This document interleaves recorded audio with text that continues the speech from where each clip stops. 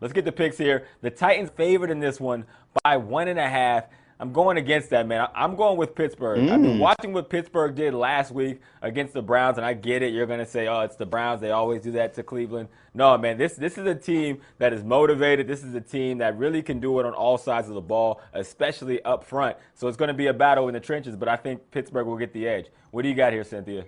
You know, I thought that with my heart that the Steelers would be who my model chose, especially after that Browns game where they got more than 50% pressure on a Baker Mayfield. However, the model says Titans, but just 1 point. So 26-25 in this one for me. The interesting part here, like I said, those sneaky air yards and the fact that Ryan Tannehill has been able to, with play action and then without play action, with Derrick Henry being super efficient, without Derrick Henry being super efficient. So model says Titans. I go with the model. I like when Cynthia, though, goes against her own model. She's covered either way. Like, if the model's wrong, she'd be like, well, I was right. I'm going with the Steelers.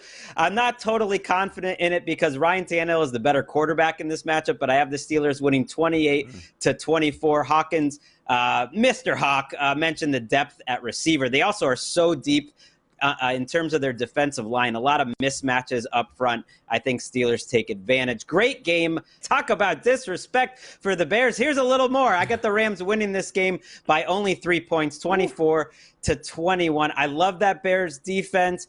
It's true. Whoever loses this game, there's going to be questions because the Rams haven't beaten anyone outside of the NFC East. This would be a statement win for them as well, Cynthia. Well, because I never want to bias myself, I actually don't look at your picks ahead of time, and it's hilarious because this is one of my finest because I only have a 3-point lead. And look at that score. You and I are just we're twins. We're pretty much just here. Makes me feel good. So those 3 points, that's key. I told you both defenses are going to be really difficult, so it just keeps it to a nice, tight game. Hawkins, what do you have? I mean, you guys covered it all. I'm going with the Rams as well. I guess I'm one of those haters that isn't quite a believer in the Bears yet. All right, let's get the picks here. Bucks are favored by 4. I am going with the Bucks. I think last week they showed everyone that they are a true Super Bowl contender, and specifically to you guys' point, their defense, the way that they handled the Packers offense, man, I think that's indicative of what we're going to see throughout the season, starting this week with the Raiders. What do you got here, Cynthia? Well, this is one of my finest as well. I have a 28-17 win for the Bucks in this one. That is adjusted for every single update that we've seen from the injury report on Friday.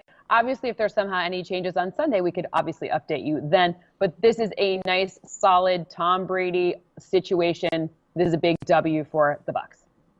I love it when we agree. I have the Bucks winning this game by a touchdown. You know, I made it my lock of the week on the NFL show. People should watch that too. With all these COVID news, that was before that even happened. Might be the lock of the year. I love the Bucks in this spot. Wow. We got a lot coming up. All right, let's get the picks here. Seahawks are favored by 3.5. I am going with the Seahawks here. I mean, I talked about it earlier. Can Russ do enough? I think he can, man. I'm just a huge Russ fan, as you know. But, I mean, he puts it on film. He puts it on the stat sheet. He puts it in the win column. Mr. Unlimited always believes he has enough to get it done late in the game, as do I. So I'm going with the Seahawks. What do you got, Cynthia? I have a 3-point win for the Seahawks, but just 3 points. This is one of my finest because it is only 3 points. Why? Well, there's no Jamal Adams in this game, and that is a big difference maker for this Seattle Seahawks defense. Of course, you have to tune it back here on Sunday to make sure that DeAndre Hopkins is playing because that would change the score. But realistically, it's a Christian Kirk touchdown. It's the pass catching diversity that keeps it very close in this game.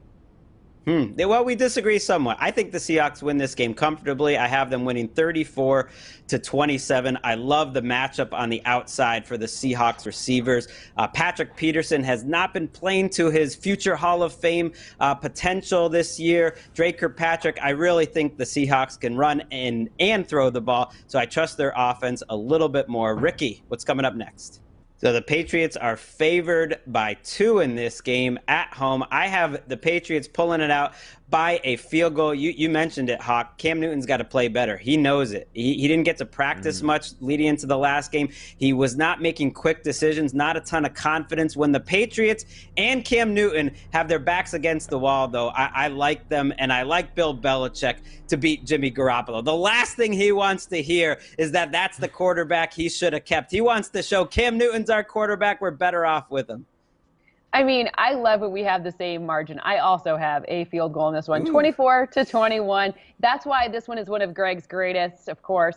And that's why I think in this one, look, I think Julian Edelman has a bigger game than we've seen. He's totally fantasy eligible for me. And if you look to see the defense for the 49ers, it just isn't the defense at the beginning of the season. Between injuries and also kind of how they've had to defend a lot of it has not gone well for them. And they have a bunch of people who are also on the injury report. So I like Jimmy Ward, Jaquiz Tart, like there are a lot of people that could potentially not be playing in this matchup. So keep an eye on this one, but I think that the Patriots easily win this by at least a field goal. We're aligned there. I'm going with the Patriots as well. I know the 49ers have a great run game, but the Patriots have been running the football really, really well here. And to your point, Greg, I think Bill Belichick is 1-7 going against his former QBs. So that does not bode well for Jimmy, and that's why I'm picking the Patriots. Let's get the picture. The Saints are favored by 7, and I'm going against that. I'm going with the Panthers. I like the Teddy revenge game. I don't care how nice he is. I think he comes in there, he has a huge game. I think Alvin Kamara also has a big game, one of the most dynamic running backs in the league, but I just don't think it's enough. I don't think this offense gels enough to get the victory. What do you got, Cynthia? I have a 2-point win for the Saints. Everything's been adjusted for no Michael Thomas, no Emmanuel Sanders. So as of right now, no Patrick Crowley. 2 points, 26-24 in this matchup for me. What about you, Greg? I have the Saints winning by 4. As much as the injuries are a problem, I think the offensive line for the Saints can dominate, and I think the defensive line is healthier than it's been all year, and they can dominate too. So they have too much, and they get the win. What game's next, Ricky? Packers in Houston. People doubted Aaron Rodgers this week. So, yeah, sorry in advance, Texans defense. That is so true. The Packers are favored only by 3.5 in this game. We're going to go right to picks, and I have the Packers winning 38-33. I think it's going to be a lot of fun, a lot of offense. It's going to be a lot of pressure on Bradley Roby, the Texans cornerback who does travel with the best receiver from the other team. So it's him versus Devontae Adams. That's a tough matchup. And if they can't win that matchup, watch out. You're just going to see points and points and points and points. Everybody in the pool for fantasy leagues. What do you think, Cynthia?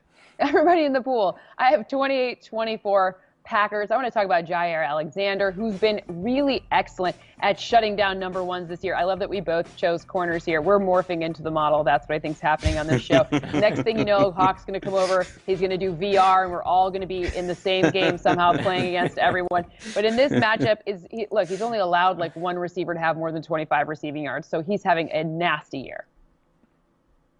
Yeah, I'm going Packers as well. I want to see the Texans defense respond. They got bullied last week in the run game. Just watching that Derrick Henry run where the Texans had a 9-man box and he still broke it for 94. Come on, have some pride out here. Packers with the win. That's right, we're getting right into quick picks. We got the Chiefs at the Broncos. Chiefs are favored by 9.5 on this one. I'm going to start it off. I'm going with the Chiefs. I love what I've seen out of them last week where they actually went to the running game as opposed to making Patrick Mahomes throw it all over the field. What I think that does is I think it opens up this offense even more to show that they are truly a dual threat offense. And unfortunately, the Broncos will bear the brunt of that. What do you got there, Cynthia? I have the same thing, although I have a big win for the Chiefs. 10 points, 30-20 in this one. The snow doesn't bother me. And Lev Bell probably only going to get about 9 touches. Those are the 2 biggest questions I get asked. And Tyreek Hill is going to have a touchdown. These are the fantasy questions I've been asked. And so now I'm like summarizing all of them for you. So yes, Clyde Edwards-Helaire, yes. Tyreek Hill, yes. And then maybe Demarcus Robinson, yes. Travis Kelce, yes. Okay, what do you have, Greg? I got the Chiefs winning by only 3. This is one of my favorite picks of the week. This is a different Broncos team right now. They're getting Noah Fant back and Melvin Gordon back, getting KJ Hamler back. There is so much speed on this offense. You could tell last week they were better with Drew Lock at quarterback. The defense can kind of run that game plan where the Chiefs just have to run it. They can keep it close. Let's go to the next game. It's the Cowboys. It's the Washington football team. This is a pick 'em. I had a tough minute, but I'm going with Washington. If you squint really hard, you can see that Kyle Allen actually did make their offense a little better last week. I'm going to give them the edge. I love it. I have the opposite. I have the Cowboys 26-24, so a 2-point win in this one. Andy Dalton, he's going to be just fine. It really wasn't his fault, right? It was all about those Zeke turnovers, and Zeke will have a bounce-back game. He's in my top 5 for running backs, totally playable. Anyone who's asked you that question, just slide him on in there and be happy that you did. Hawk, who do you have? You know what? Greg jumped ship on me so quick. I told you I'm biased for Andy Dalton. I'm going with the Cowboys in this one. I think they're going to pull it out. Now, if the Cowboys don't beat the Washington football team, then next week we can have a real-life conversation. But I'm going with the Cowboys. Absolutely. All right, next up, we got the Hawk Bowl. That's what everybody calls it. And by everybody, only the people in my house. We got Browns playing the Bengals. The Browns are favored by 3 in this one. This is a tough one for me. As you see, I have both teams always represented. Look at this. And I'm going with the Browns on this one. I think it's just too much firepower offensively. They have great line play, and I think they're going to have a bounce-back game from what we've seen from the Pittsburgh Steelers a week ago. What do you got, Cynthia? Well, it's a good thing you're tuned in watching this because the numbers you'll see say 27-24, which is exactly 3. But remember, all these things are fractions, so it's actually close. It's something like 26.9 to 24.4. So it is less than 3 total points in this one. I mean, if you weren't watching the show, you wouldn't hear that. If you didn't hear that, you wouldn't know. What do you have, Greg? What? Wow, I'm glad I know. I have almost the exact same score. I have the Browns in this game. I'm worried for Browns fans if they don't get this one done. Worried that Joe Burrow might be the better quarterback here. But Hawk, we call it the Hawk Bowl in our house. Like I've taught them all every day. We teach them about Andrew Hawkins' NFL career. It's just like part of the homeschooling environment right now. All right, let's move on to the next game. We got the Jaguars and the Chargers. I'm looking forward to seeing Justin Herbert play again. They 7.5 points. And I don't know why I'm doing this, but I have the Jaguars keeping it a little closer. I just don't trust the Chargers to be aggressive with a lead. That's not really Anthony Lynn's style. He likes to keep it close to the vest. So I think the Jaguars and their offense can at least keep it close enough to keep it interesting on Sunday. But Anthony Lynn, he was a running back, which means you're going to have little Josh Jackson in there, Justin Jackson, rather, because I can't talk, even though we went to the same college. The Northwestern Star have a 9-point win, 29-24. The Chargers, it's all about that run game. Run, run, run. You are going to see a lot of it, and you can put both of those running backs, any running back that's playing for them, you can put in this game. I love it. I'm going with the Chargers as well. I think Justin Herbert has shown so much this season, and everyone's kind of like, man, we knew he was good, but we didn't expect him to come out the gate playing as well as he has. So I think it continues this week against the Jacksonville Jaguars, and the Chargers get the W. Next up, we got the Bills at the Jets. Bills are favored in this one by 11. I'm going with the Bills. You said earlier for your proper performances, Cynthia, that this could be, 22-0 in the first half, or 22 points in the first half. I'm saying I think it's 22-0 for the Bills. I think they actually whoop up on the Jets. Cynthia, what do you got? Okay, in fairness, I didn't say it'd be 22-0. I said there'd be a total of 22 no, points. I'm sorry. That was where my mind went. In the first half. I have 28-17 in this one. They get Sam Darnold back, probably Mekhi Becton back. Now, Jamison Crowder, they're all in the injury report, so you do have to tune back in on Sunday. But if it holds that all 3 of those people are playing, then the Jets will keep it closer.